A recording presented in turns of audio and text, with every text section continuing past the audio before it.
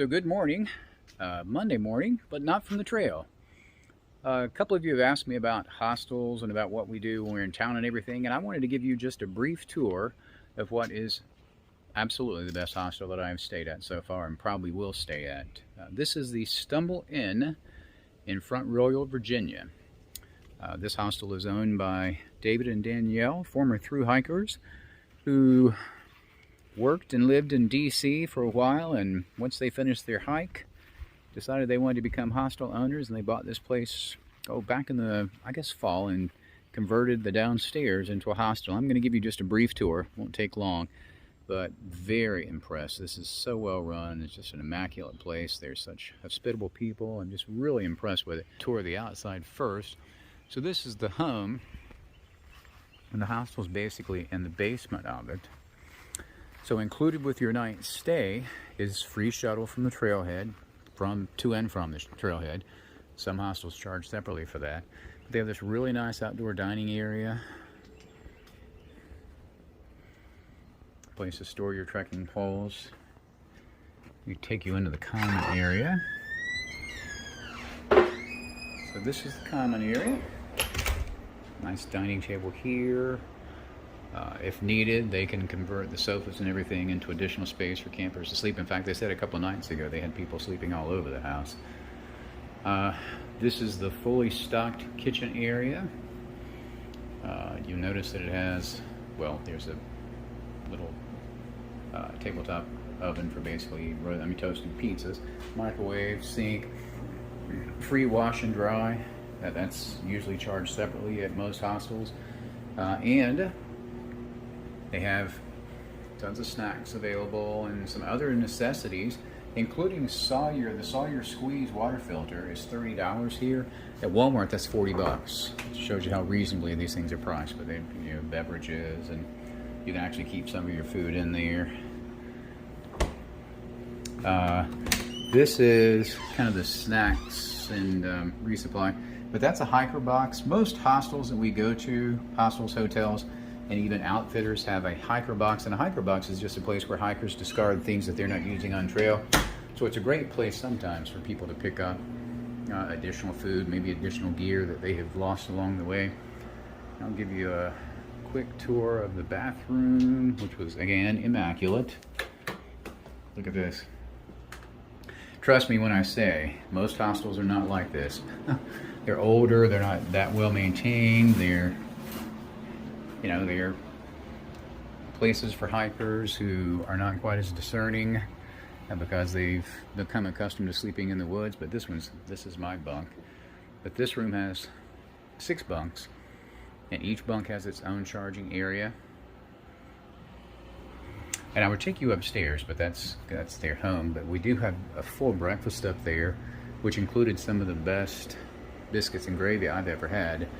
David, his trail name is Tex, grew up in Texas, and actually, here's another bunk room, and then this is a private room. But David knows how to make biscuits and gravy. Outstanding. So, when we get to a hostel, usually, the first thing we do is take a shower and then do laundry, kind of clean your supplies and everything. And what I've been doing this morning is making my plans for food for the next 2.5 to 3 days. Harper's Ferry is about 51 miles. That's going to be kind of our next stopping off point. I expect to make it there in a couple, maybe 2.5 days, and I'm going to get enough food for 2.5 days. And then once I get into Harper's Ferry, I'll resupply for the next portion of the journey, which should get me into Pennsylvania. But again, I just wanted to show you what a typical hostel experience would look like. But this is not the typical hostel. This is, again, so that's my best on the trail so far, and I've stayed at probably 8 to 10 hostels by now. Well done, guys. So, thought you might be interested in seeing something other than just the trail. Well, as hard as it is to believe, I have walked 1,000 miles.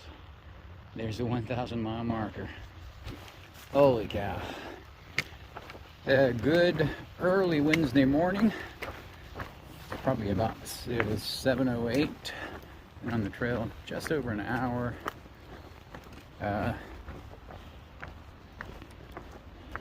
done about, no, I'm sorry, 45 minutes. Done about 2 miles. This is tough sledding. I'm in the roller coaster section. It's just a lot of little ups and downs. It's very similar in elevation to Kings and Crowders. In fact, it's actually a little bit less than that. Most of these little peaks are around 1,400 feet. Kings and Crowders both are almost 1,700. Well, I think Kings is like 1,680 and Crowders is 1,706, or vice versa. But that's what the morning's looking like. I can't believe I've made 1,000 miles. Wow. Checking in later. Well, this sign means I have officially finished the roller coaster, which was surprisingly much more difficult than I expected. Wow.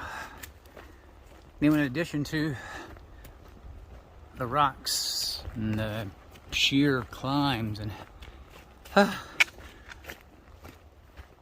I had my burst sack issue and had to work through that. But anyway, I'm done. Still got probably another 10 miles to do today, but hopefully the terrain will be a little better. Still rocky though, still Virginia. Later. Oh, crap. This is the bridge over the Shenandoah River. I'm getting ready to pass out of Virginia into West Virginia. It's so loud you won't be able to hear me, so I'll check in later. Well, I have arrived in Harper's Ferry, and I did not see the leaving Virginia sign. So, goodbye Virginia. Loved parts of you, loathed parts of you, survived all of you.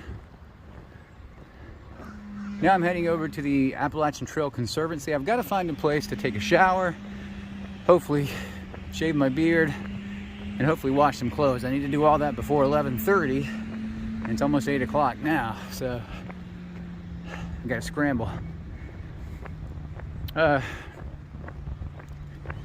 Not a whole lot to talk about. This is actually a beautiful town. Beautiful architecture. I kind of wish I'd taken, well, no zeros here. I'll be zeroing in Colorado.